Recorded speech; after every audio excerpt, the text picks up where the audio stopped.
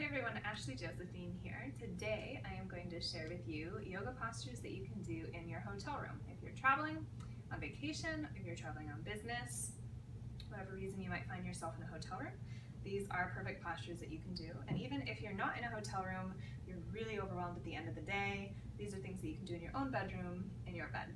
So the first thing that we are going to do is a downward facing dog with the assistance of a chair. So if you locate a chair, it can be any chair as long as it comes up to about hip height, maybe a little bit higher depending on your height. And we're going to do a downward facing dog with the assistance of the chair. So bring your hands to the back of the chair and then walk your feet out so that they're underneath your hips and your torso comes to about parallel to the ground. And then from here, you can allow the chest to drop down. This is a really nice stretch for the back of the arms, the upper back. You might even start to feel some things in your hamstrings, the back of your legs, all the way up and down your back, depending on where the tight patterns in your body are.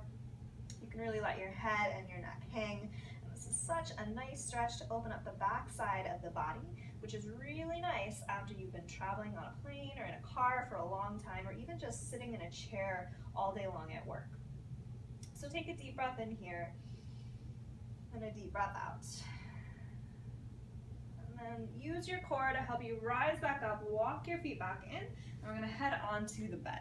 So the next thing we're going to do is actually a side stretch. This is going to require a little bit of balancing, and I hope that you have fun with this one.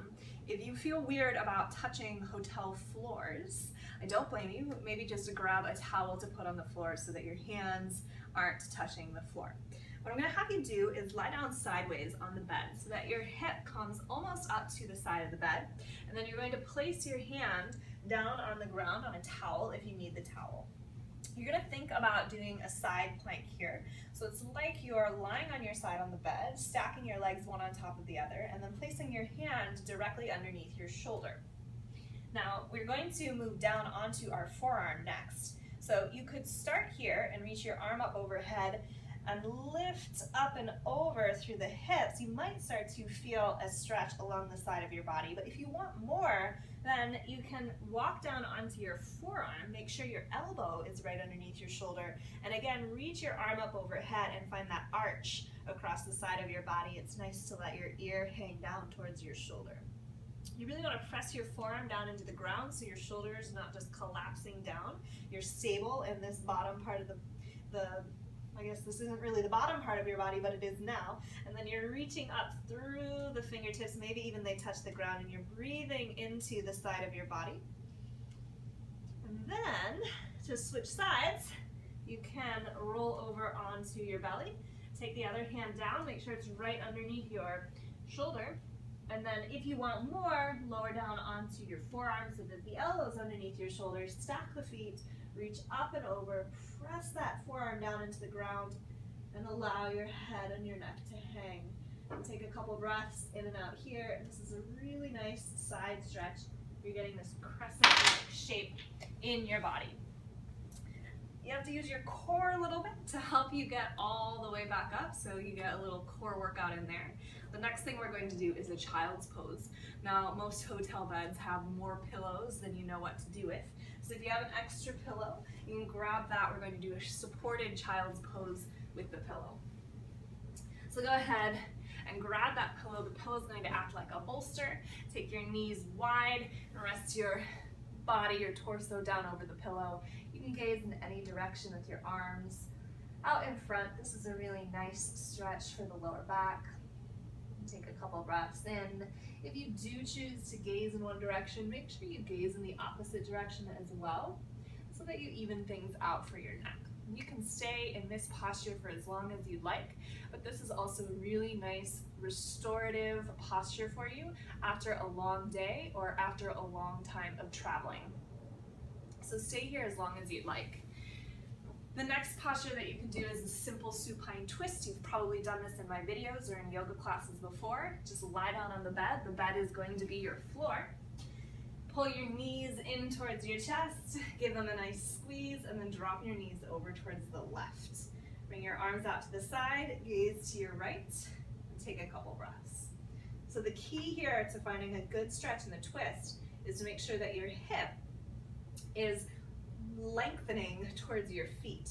So oftentimes when we drop the knees over to one side, this hip can lift up. If you kind of use your hands to press the top of your hip bone down, you get more length in the side of your body, you'll get a bigger stretch in the twist.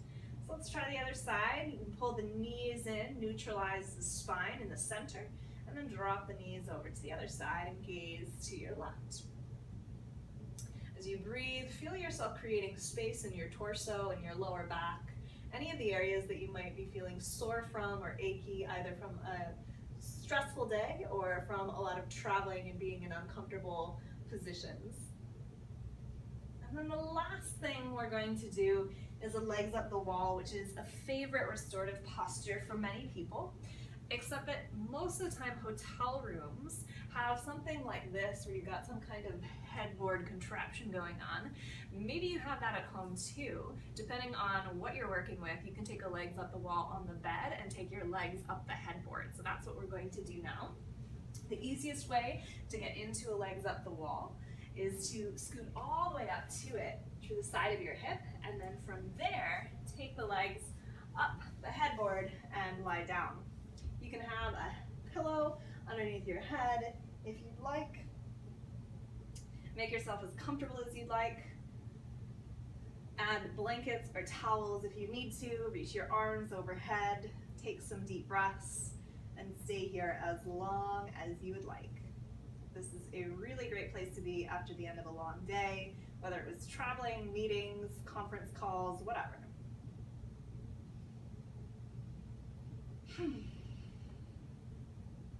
When you're finished, to get out of this, you'll simply draw your knees into your chest, roll over onto one side, and then either go to bed or get on with the rest of your evening. This is a great little break that you can do before you have to get out and go to more meetings, more conference calls, more dinners, whatever it is, or a great way to prepare yourself for bed.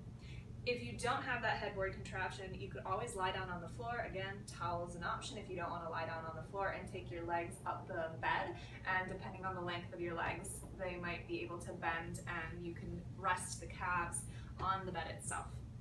If you have any other questions about yoga for traveling, yoga for work, yoga for any type of issue, condition that you might have, please let me know. I'm always looking for ideas to give you guys new videos and new ways to practice your yoga no matter where you go, every day. Again, my name is Ashley Josephine. Mandy, if you can see her, is my little sidekick here. I hope to see you again on or off the mat again soon. Namaste.